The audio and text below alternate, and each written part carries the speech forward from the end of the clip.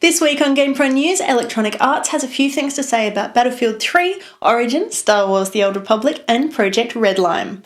Assassin's Creed Revelations and Gotham City Impostors both get ready for some beta testing. Red Orchestra 2 will be released uncut and uncensored in Australia. Resistance 3 reveals a brand new map set in the middle of the Outback. THQ closes 3 development studios around the world, and Hothead Games prepares to bring the Hitchhiker's Guide to the Galaxy to the iPad.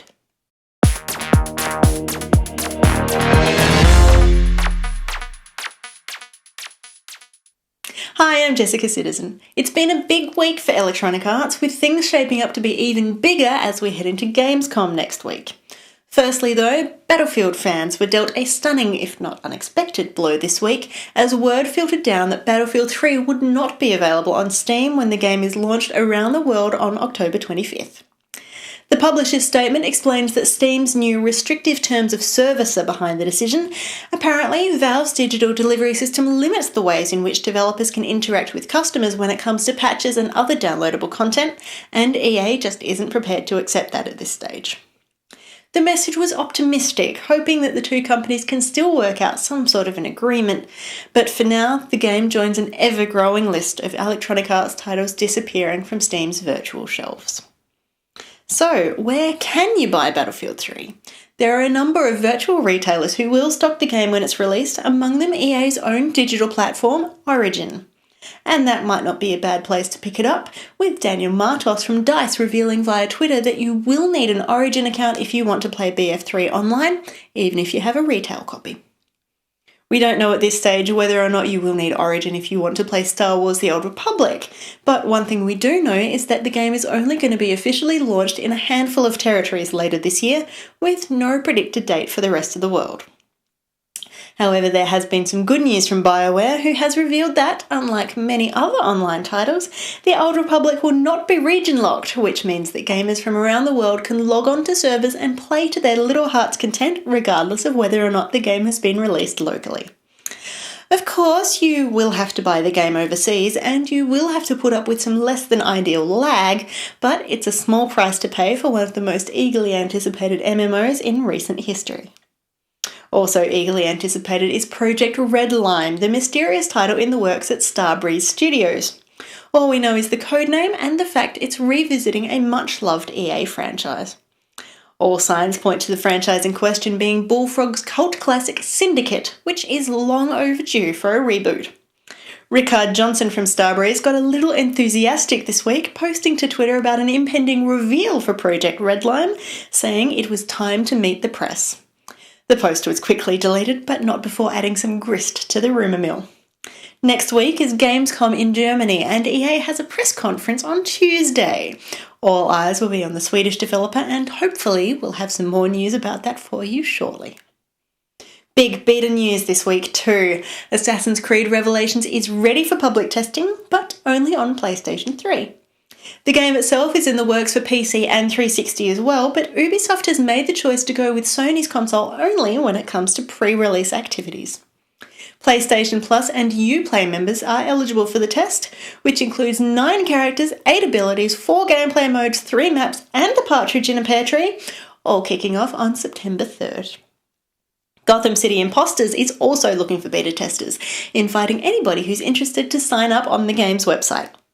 If you've ever wanted to pretend to be someone pretending to be the Joker, or wearing Batman's cape and mask while brandishing various firearms, now's your chance. You'll be able to customise your character just the way you like it, pick your weapons and your fighting style. Remember, Gotham City Impostors has no class, and you definitely won't see Bruce Wayne anywhere nearby. The guys at Monolith, who also created Fear and Condemned, are looking for PC, PS3 and Xbox 360 testers, and everything's due to kick off sometime next month. Heading down under now for a while, there's been some good news and some bad news for people from Australia. We're going to buck with tradition and give you the good news first for a change. After some initial concerns, Red Orchestra 2 Heroes of Stalingrad has been cleared for an MA15 Plus rating in Australia, meaning the game is suitable for gamers over the age of 15.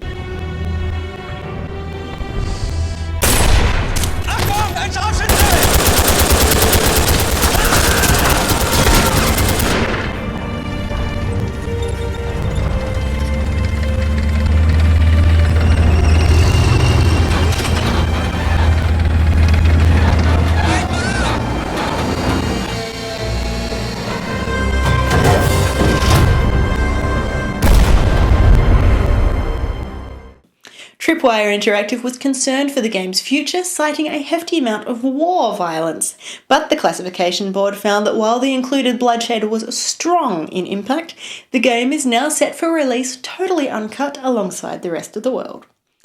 Everybody is going to have to wait a little while longer, however, as Tripwire is taking 2 weeks to polish the game properly, pushing it all back to a new release date of September 13. Take advantage of the delay and head to Steam now to take advantage of the pre-purchase discount deals. More good news for the Aussies, if it is a little cheesy.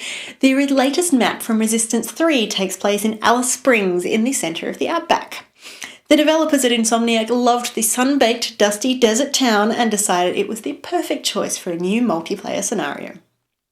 Australia has played a significant role in Resistance history, with the country chosen as the site of the giant Avalon 1 refugee camp. But now the Chimera have arrived and the last remnants of society must fight back against the invaders.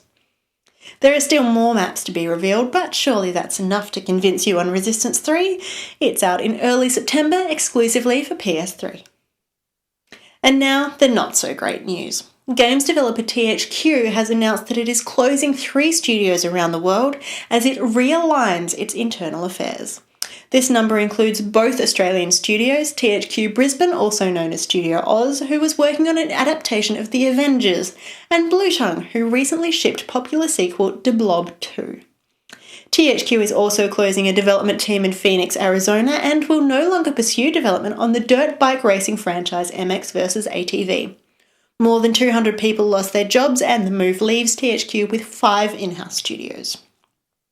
Using phrases like right-sizing, the president of THQ has explained the decision has been made to focus on high-quality owned IP with broad appeal, which doesn't really explain why the hard-working Australians who created De Blob, one of, if not the best third-party title for Wii, are now out of work. And finally, to try and end things on a happier note, The Hitchhiker's Guide to the Galaxy is coming to iPad, which seems so ridiculously appropriate we don't know why nobody did it sooner. The iOS adaptation, also headed to iPhone and iPod Touch, is thanks to Hothead Games, who first announced the project back on Towel Day on May 25th. This week we got a little more news, with Joel DeYoung promising gamers an authentic experience, which will let fans feel like they're really holding the fabled device. You'll find out all about Milliways, the recipe for a pan-galactic gargle blaster, the reasons behind the babblefish, and how to cope with Vogons. Until next week, do you know where your towel is? I'm Jessica Citizen, and this is GamePron News.